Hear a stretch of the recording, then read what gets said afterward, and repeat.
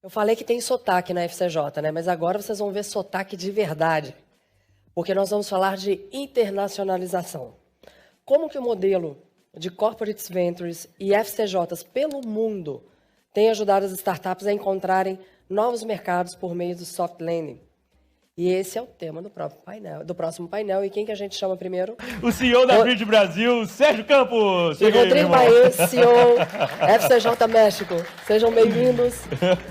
Tudo bom? Bom painel, amigo. Valeu. Falou sotaque, vai vir um sotaque bem mineiro, tá, gente? Eu sou de BH, já estou há 4 anos em São Paulo. Tive a boa sorte de conhecer a FCJ em 2013. Eu era, né, co-founder de startup. Lembro de rodar o estado com diretor comercial, com o Justino também, e pegar carro de manhã e chegar em outra cidade, em outro estado, e voltar no final da tarde. Então, descobriu que era uma Venture Builder. E aqui em São Paulo, agora, né, 2018, né, aquela expansão que o Justino falou, da primeira Venture Builder, junto com o Guerra, né, e o Rudney, eles me chamaram para ser o CEO da FJ São Paulo, que pivotou para focar na Bridge Brasil, que tem olhado para scale-ups, que são as startups maduras, né?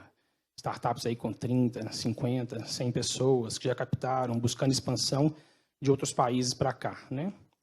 E a gente tem apoio da Cris, da Flávia Guerra, apoio, né? A Cris, inclusive, buscou para a gente aí numa iniciativa 25 startups, estão num processo muito legal, num funil muito legal. A Flávia, inclusive, também organizou um evento para nossas startups da FCJ em Portugal. Mas é lógico, né? Vamos, para manter o tempo, todo mundo acabar aqui no nosso prazo, vamos ficar com quem está aqui. E o Rodrigo, que está cuidando da FCJ México, CEO da FCJ México, e com muita experiência já há vários anos na frente da Macau, com internacionalização, conhece muito desse mercado. E eu gosto de falar que a pessoa muito inteligente fala uma língua sem sotaque. Então, vocês vão conhecer um mexicano que fala um português perfeito, o inglês mais perfeito ainda, e com uma grande experiência nesse mercado de internacionalização.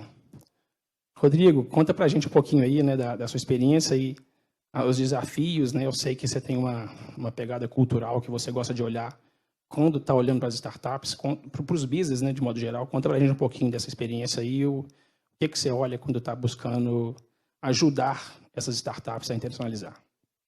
Pô, primeiro de tudo, prazer, pessoal. Meu nome é Rodrigo, que nem o Sérgio bem apresentou. É um prazer poder estar aqui falando para vocês. Até mesmo pelo tempo, infelizmente não foi como a gente tinha planejado em termos de conteúdo e tudo, então a gente pode aproveitar agora, mesmo que internacionalização seja por si só um tema bem complexo, acho que a gente pode aproveitar para dar certos insights, né, que não são tão óbvios. Um deles, que nem o Sérgio muito bem falou, é a parte cultural. Eu acho que o risco cultural de negócios internacionais é algo relevantíssimo e muitas vezes ele não é analisado, né? Como é algo que não é exatamente metrificado, tu não tem como fazer X mais tal igual a não sei o quê, então são coisas que não entram num valuation, não entram numa análise. Então, tem uma frase do Isaac Newton que é muito interessante, que ele fala: I can calculate the movement of heavenly bodies, but not the madness of man. Então, o que é isso? Então, ele consegue entender, né, coisas muito complexas, ou seja, física, matemática e tudo mais, mas não consegue entender a loucura do homem por si só. Então, é como dizer, uma cidade, um país, não é algo que tu consegue colocar de uma maneira muito óbvia, né? Ele não é como se tu pegasse todas as pessoas daquele país ou daquela cidade, somasse todas e daria um resultado igual. Na verdade, aquilo tem uma própria vida, aquilo tem uma própria equação, tem uma própria maneira de ser.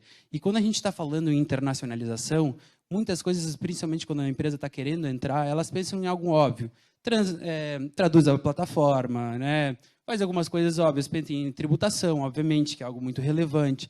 Mas o aspecto cultural, ele é algo muito intangível, mas que ele pode ter um impacto que é decisivo no sucesso ou não numa empreitada. Tu pode, por exemplo, culturalmente falando, tem os brasileiros, por exemplo, quando a gente vai dar um feedback negativo, a gente costuma costurar muito. Então, fala da lua, das estrelas, e não sei o quê, o tempo e tal. Então, tal. Né? Às vezes a gente pega, por exemplo, outras pessoas de outras culturas que elas são secas. Não, ponto, acabou. Não tem mais do que isso. Então, tem certas informações, certas coisas que elas não são óbvias, né? Mas que a gente tem que levar em consideração quando a gente está entrando em outro mercado. Por exemplo, tem certos mercados que eles olham com bons olhos empresas externas, né? Tem mercados que não. Na verdade, eles detestam, né? Porque eles veem uma empresa de fora, por mais que seja uma startup, uma empresa que tenha um cunho social, alguma coisa assim, muitas vezes eles veem isso como o gigante americano, alguma coisa assim que está querendo entrar para dominar o mercado. Algumas vezes é verdade, mas mas enfim, isso, o lado cultural, ele tem que ser levado em consideração porque é como as pessoas daquele ambiente vão aceitar, vão interpretar aquele ambiente. Então é como eles vão ler. Por mais que tu possa botar a página mais bonita, adornar, mandar o PDF mais lindo do mundo, cheio do 3D e tudo mais, isso não vai adiantar. Tu tem que entender como as pessoas lá comem, como elas se relacionam, né? Se, por exemplo, de manhã eles vão lá dar um beijo no pai e na mãe. Não, tem gente, por exemplo, desde cedo eles já botam o cara para poder trabalhar, ir para fora. Tem determinadas culturas que a família vive junta a vida inteira.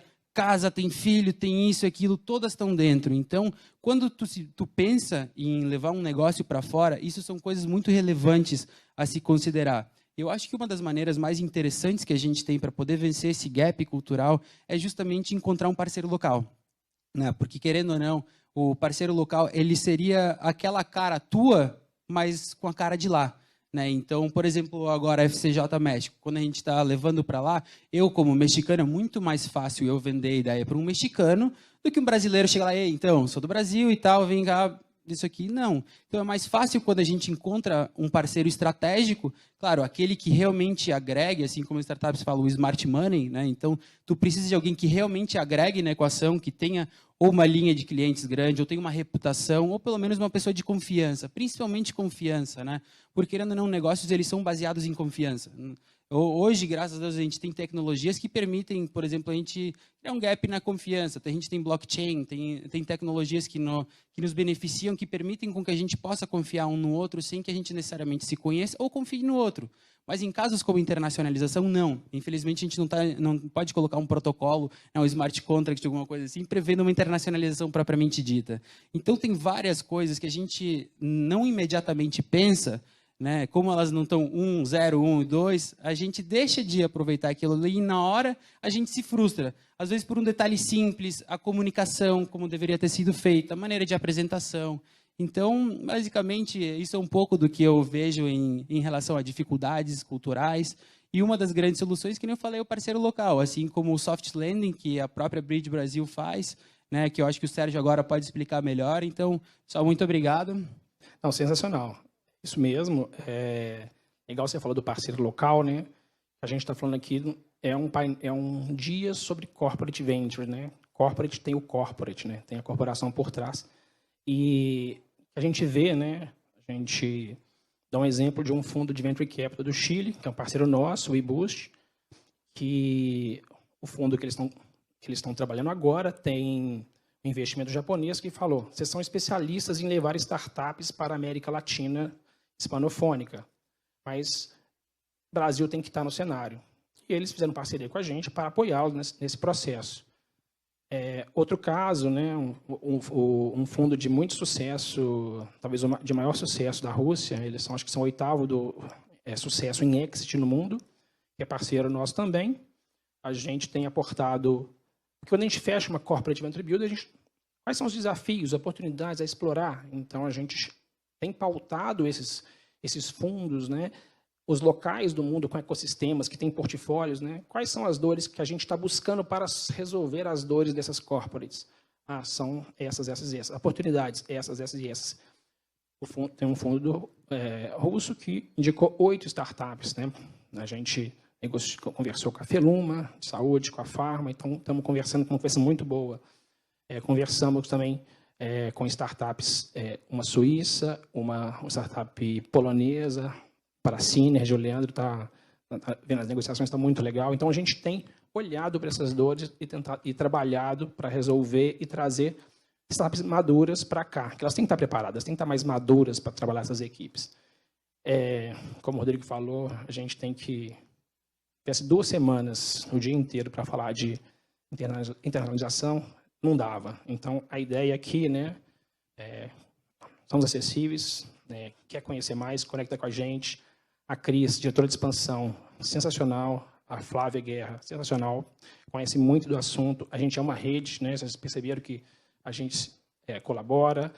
No Coffee a gente tem muita troca, a gente se ajuda muito. Então, eu acho que é um ecossistema muito forte. A internacionalização está na nossa veia para ajudar que essas coisas aconteçam. Tá bom, gente? O tempo acabou. Obrigado. Obrigado, meu amigo. Obrigado.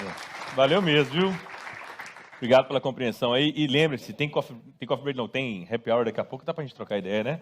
E, cara, vocês me lembraram, eu tive a experiência de ter um cliente de Atlanta e um da Irlanda, e dava uma confusão imprevisível, assim, sabe? Confusões inéditas, que nunca tive, e acho que é por causa desse tema, né?